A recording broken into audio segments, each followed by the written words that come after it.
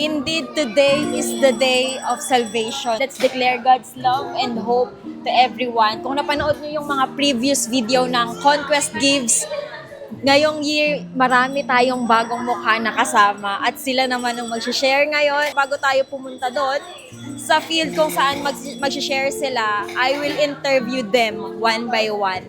Ano nga ba yung thankful sila this year? Come on! Thankful ako ngayong taon kasi nakilala ko si Lord. At healthy ang pamilya ko at binibigay ni Lord ang lahat ng pangangailangan namin. Amen! Ready ka na ba mamaya? Yes, pero kinakabahan. First time mo ba? First time. Bukod sa good health, walang may sakit, at saka sa lahat ng hardships na naranasan namin for the whole year, we're still standing strong. Tapos, mas napalapit pa lalo kay Lord. Puntahan naman natin yung isa sa mga first time mag-share ng Word of God. From Caloocan pa siya. Okay, ito naman natin si Leonard.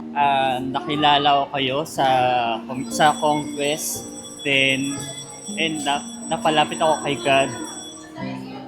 So ayun, marami akong napupulot na aral sa inyo.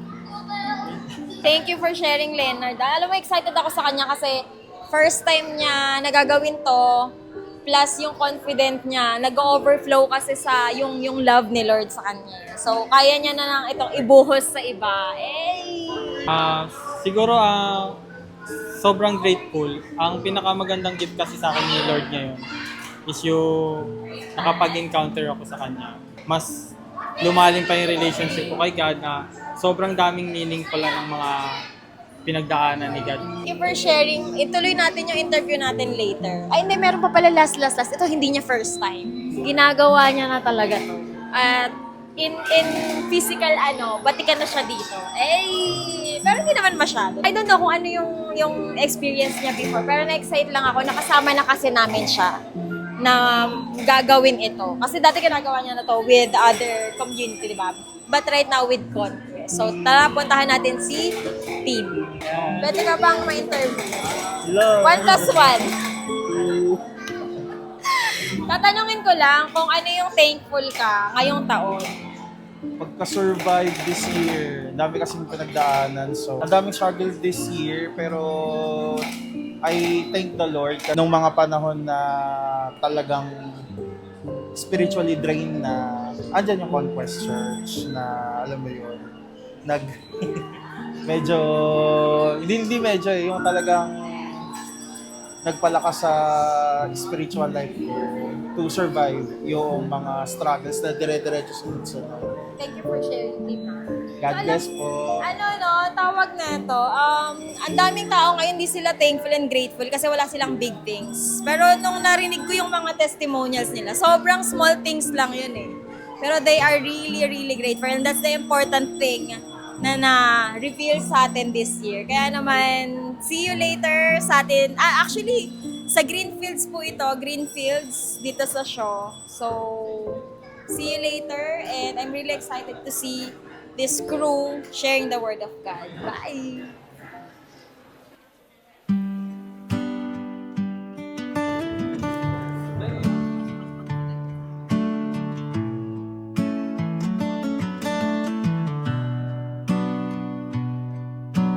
So guys, we are here sa Greenfield District. Mag-share tayo ng Word of God syempre, no, for the salvation of those people na we don't know kung first time nila makarinig ng salita ng Panginoon.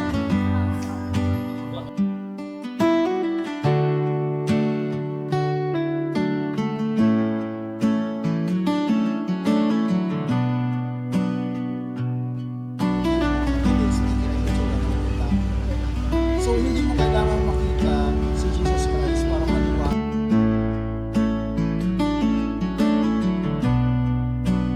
Life. So yun naman yung promise ng Panginoon sa atin na magkakaroon tayo ng eternal life through Christ Jesus our Lord.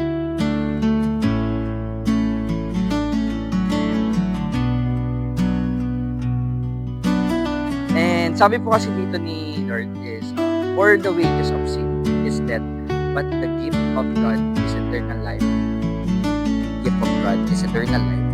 in Christ Jesus our Lord. And ito po, token po siya from Conquest Church to those people that we are going to evangelize. Kayo na po sana ang bahala kay Kuya. Gabayan niyo po siya, Panginoon, sa kanyang pagtatrabaho, Panginoon. Gabayan niyo din po siya sa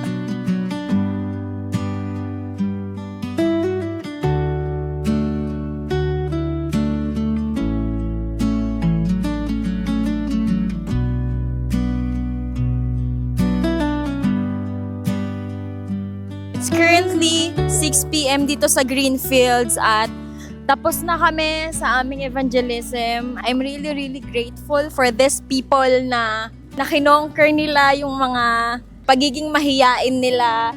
Yung mga kasama kong iba dito may kasama pang anak. They are really unstoppable sharing the word of God. And you know what? It's not just about conquering the fear na meron sila ngayon. It's about sharing the word. Unstoppable in sharing the word na hindi sila nahihiya. At actually, they are really shy but they conquer yung pagiging mahiyain nila. And ayan, may mga kasama sila at hindi sila tumitigil ng paghahanap ng tao dito. Ayan, maraming salamat kay Lord kasi natapos yung pag-share namin. At kasama namin ang Conquest crew.